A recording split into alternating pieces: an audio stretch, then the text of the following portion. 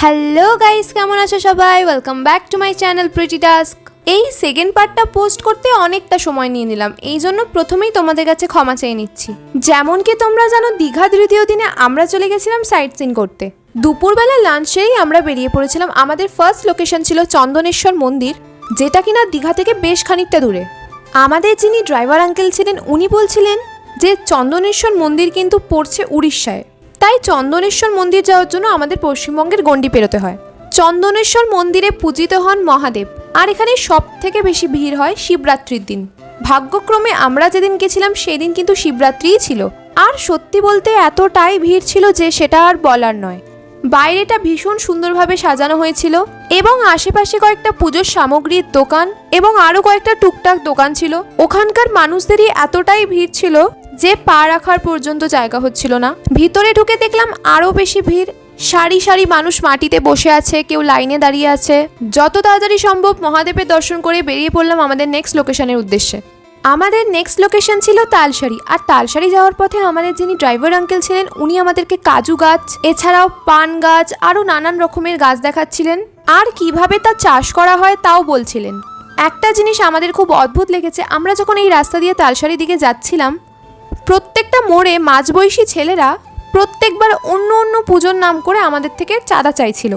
জিনিসটা খানিকটা স্ক্যাম মনে হলেও কিছু করার ছিল না। অ্যাটলিস্ট অনেকটা পথ পেরিয়ে আমরা পৌঁছে যাই তালসারি। তালসারি গিয়ে আমার মনটা ভীষণ হ্যাপি হয়ে যায়, কারণ লোকেশনটা এতটাই সুন্দর ছিল। আমি তখনই বুঝে গেছিলাম যে এখানে আমার দারুণ দারুণ ছবি আসবে, আর একটা মেয়ে নিজের দারুণ দারুণ ছবি ছাড়া আর কি চায়। আমি তো এখানে ভীষণ সুন্দর সুন্দর ভিডিও রেকর্ড করেছি, দারুণ দারুণ ছবি তুলেছি। সবকটা লোকেশনের মধ্যে এটা কিন্তু আমার ফেভারিট লোকেশন ছিল। এখানে মেনলি লোকে কিন্তু লাল কাঁকড়া দেখতে আসে, কিন্তু লাল কাঁকড়াগুলো এতটাই দুষ্টু যে সামনে গেলেই ওই গর্তে ঢুকে পড়ছে। তাই দূর থেকে একটা ভিডিও নেওয়ার চেষ্টা করেছি, তবুও ভিডিওটা কেমন যেন হয়ে গেছে। কিন্তু ওখানে প্রচুর লাল কাঁকড়া ছিল, কিন্তু সামনে গেলেই সব গর্তে ঢুকে পড়ছিল, তাই ঠিকঠাক ভিডিও করতে পারিনি।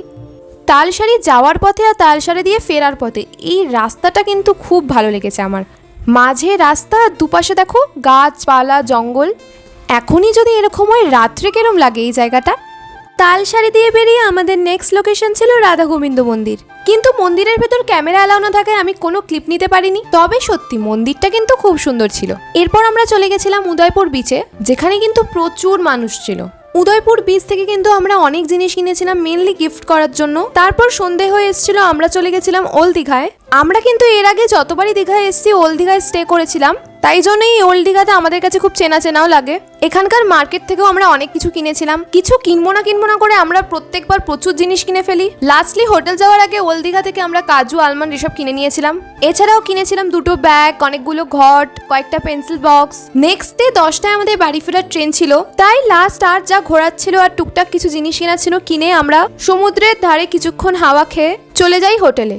ফেরার আগের দিন রাতে আমার বাবা আর মা বাইরেই খেয়ে নিয়েছিল, তাই আমি আর দাদা হোটেলে ফিরে চিলি চিকেন আর পরোটা অর্ডার করে নিয়েছিলাম। নেক্সট দিন সকালে বাড়ি ফেরার সময় এই ভিউটাকে ছেড়ে আসতে ভীষণই খারাপ লাগছিল, তবে বাড়ি তো ফিরতেই হতো। সবাই অনেক ভালো থেকো, আজকের জন্য এখানেই টাটা।